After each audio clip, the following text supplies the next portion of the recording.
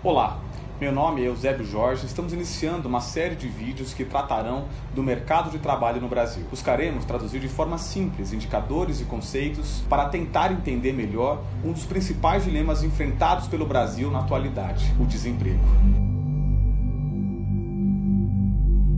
Neste primeiro vídeo, a gente vai apresentar alguns dados relacionados à desocupação na atualidade e alguns dados sobre os impactos do desemprego na economia. O Brasil encontra-se atualmente com mais de 13 milhões de desempregados, o que corresponde a uma taxa de desocupação de 12,7%.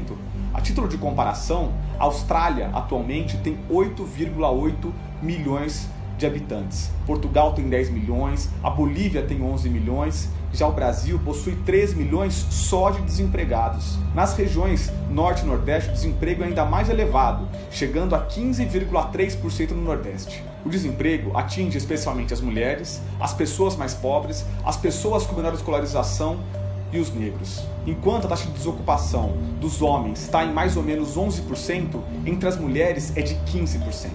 Entre os jovens, o desemprego é ainda mais elevado, chegando a 30% entre pessoas de 14 a 24 anos. O desemprego ainda expressa o racismo em nosso mercado de trabalho. Entre as pessoas brancas, o desemprego é de 10,2%, já entre as pessoas negras chega a 14,8%. Uma outra taxa perversa da desocupação no Brasil é que o desemprego entre as pessoas com curso superior é de 10%, já entre pessoas com ensino médio completo é de 39%. O que aponta que os pobres, além de terem piores condições para superar a crise, também são mais impactados pelo desemprego. Um dos fatores mais problemáticos da crise econômica atual é que 38,9% dos desempregados estão desempregados há mais de um ano, o que corresponde a 5,2 milhões de pessoas no desemprego de longa duração. Destas, 64% estão há mais de 2 anos desempregadas. Além de gerar elevados níveis de desemprego, a crise também amplia a precariedade no mercado de trabalho, gerando subemprego, trabalho informal e trabalho por tempo parcial, ou seja, as pessoas passam a viver apenas de bicos. Se formos considerar a taxa de subutilização da força de trabalho, que é uma nova forma de calcular a insuficiência de empregos típicos na economia, é uma taxa sugerida pela OIT, Organização Internacional do Trabalho, os dados seriam ainda mais trágicos, já que o Brasil bateu, no segundo trimestre de 2019, um novo recorde de subutilização do trabalho, com uma taxa de 25%, ou seja, 28,5 milhões de pessoas se encontram nessas condições. Sobre essa taxa a gente vai tratar em vídeos futuros. Atualmente, a pesquisa mensal capaz de fornecer as mais completas informações sobre os trabalhadores no Brasil é a PNAD Contínua. Essa pesquisa possui uma enorme amostra, coletada em 210 mil domicílios em 3.500 municípios. A metodologia da pesquisa de emprego do IBGE é uma das mais modernas do mundo, atendendo a recomendações da OIT, Nações Unidas, entre outros organismos internacionais. Só para se ter uma ideia, é comum que institutos de pesquisa privados publicam estudos nacionais sérios e com elevada confiabilidade com amostras inferiores a 3 mil entrevistas. Vamos entender como se calcula a taxa de desemprego no Brasil. O IBGE considera desempregada a pessoa que atende a 4 pré-requisitos. 1. Não estar trabalhando na semana da pesquisa. 2. Estar disponível para trabalhar. 3. Buscar emprego ao menos nos últimos 30 dias anteriores à pesquisa. 4. Estar desempregada, mas não ter buscado emprego por ter uma promessa de emprego futura. Com isso concluímos que 12,7% de pessoas desempregadas são apenas uma parte das pessoas que não estão trabalhando, já que não entra nessa classificação pessoas que não estão buscando emprego, seja por não terem dinheiro para o transporte, porque não acreditam que vão conseguir uma ocupação, ou ainda por terem que cuidar de crianças ou parentes doentes na família. Desde 2012, o IBGE está disponibilizando um dado estatístico que supre limitações da estatística de desemprego, que é a já citada taxa de subutilização da força de trabalho. Saliento apenas que as críticas que o Bolsonaro fez à pesquisa de emprego do IBGE não possuem nenhum fundamento técnico ou empírico, uma vez que o fato das pessoas estarem recebendo Bolsa Família ou seguro-desemprego não determinam se elas entram ou não como desocupadas na estatística. O O que definirá se ela está ou não desempregada é se ela buscou uma ocupação e se ela atende os outros 3 fatores que eu já citei aqui anteriormente nesse vídeo. Durante os anos 2000, o Brasil registrou elevadas taxas de crescimento graças ao cenário internacional favorável, o que possibilitou que o Brasil exportasse commodities primárias, mesmo com um câmbio desfavorável às exportações, ampliando os investimentos públicos e elevando o crédito e os salários dos trabalhadores. Isso possibilitou um significativo aumento do consumo.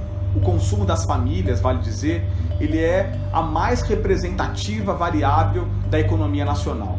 Ela é responsável por algo em torno de 2/3 do PIB. A crise econômica tende a elevar as incertezas econômicas, reduzir as taxas de investimento e ampliar o desemprego, impactando ainda mais o consumo das famílias, gerando um ciclo vicioso de redução do consumo, redução dos investimentos e mais desemprego, o que explica as sucessivas taxas de decrescimento do PIB nesse último período de crise. Para se ter uma ideia, o Brasil ainda não conseguiu atingir o patamar do PIB de 2014, quando se iniciou a crise brasileira. Em resumo, o Brasil entra no dilema de Tostines.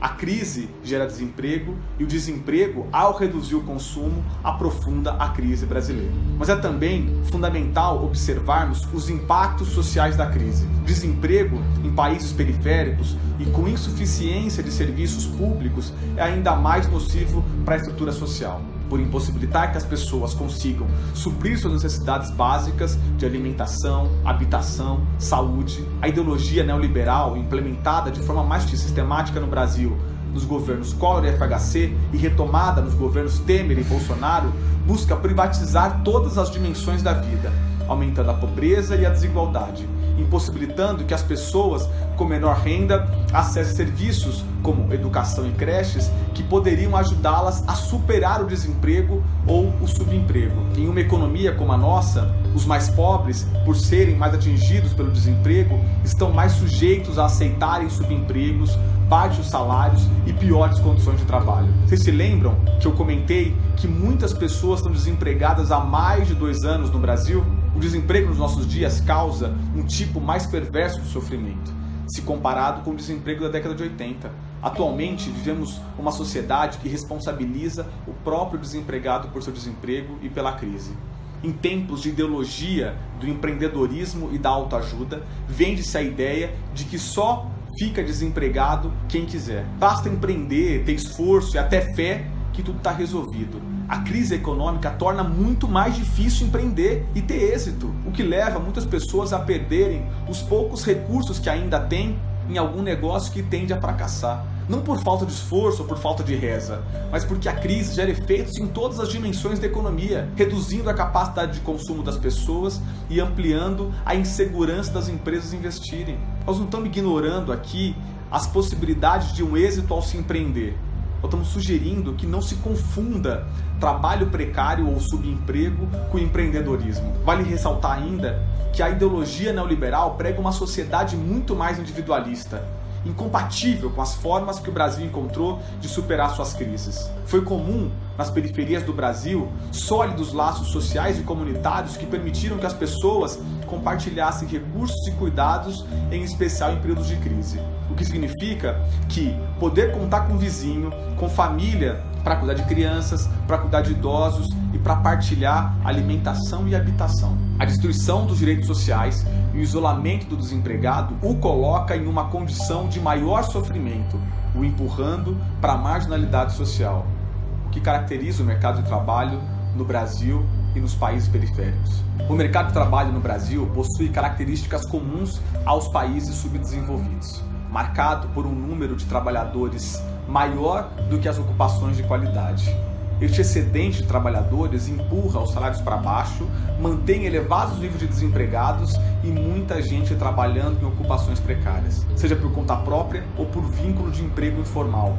Em períodos de crise, as economias subdesenvolvidas veem seus mercados de trabalho se desestruturarem de forma mais rápida e profunda. Em primeiro lugar, porque essas economias dependem da dinâmica dos países centrais para exportar matérias-primas. Em segundo, porque esses países já possuem um grande contingente de ocupações de péssima qualidade. Vale dizer que o desemprego é funcional nas economias capitalistas por reduzirem a capacidade de organização dos trabalhadores, por pressionarem por reduções de direitos e salários. Os países subdesenvolvidos são atingidos pela crise de forma mais profunda e mais contundente. O Brasil está passando por uma das suas mais profundas crises econômicas já registradas, com ampliação do desemprego e das ocupações precárias. O golpe de 2016 tinha, entre outros objetivos, o objetivo de implementar políticas econômicas ultra-neoliberais, que já fracassaram em todos os países onde foram implementadas, seja por serem incapazes de retomar a atividade econômica ou por ampliarem o sofrimento do povo, gerando profundas tensões sociais, violência, pobreza e sofrimento. Tais políticas não são defendidas nos moldes como estão sendo implementadas no Brasil, nem mesmo por organismos internacionais afeitos à liberalização econômica, como o Banco Mundial e o FMI.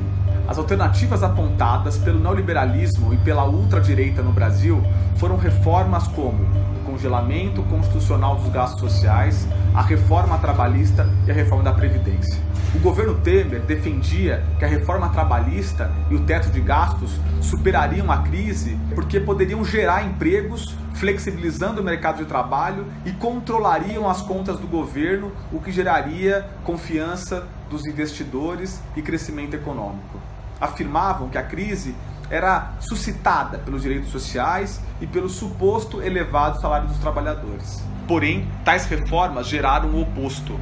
Geraram o aprofundamento da crise. O relatório Focus, que apresenta as expectativas do mercado, aponta nos últimos 4 meses que os empresários têm projetado redução do PIB semana após semana. Como se não soubéssemos os objetivos das reformas aprovadas e apresentadas, agora tentam convencer a população de que a reforma da Previdência salvará o país e que todos que forem patriotas devem defender a entrega da Previdência Pública para os fundos de investimento nacional e internacional. Tudo indica que o governo Temer e Bolsonaro seguiram e estão seguindo caminhos opostos à superação da crise. O momento é de trazer estabilidade ao país via consolidação da democracia e respeito às instituições. Devemos realizar investimentos públicos com elevado efeito multiplicador a fim de reativar a economia. Assim como estão fazendo os países centrais, devemos ter uma política de redução drástica da taxa de juros, com pressão nos bancos públicos para reduzir o spread bancário e ampliar o crédito. Taxar grandes fortunas para expandir políticas de transferência de renda e buscar reconstruir a legislação de proteção do trabalho e da renda, o que ajudará a reativar a economia e melhorar a vida das pessoas.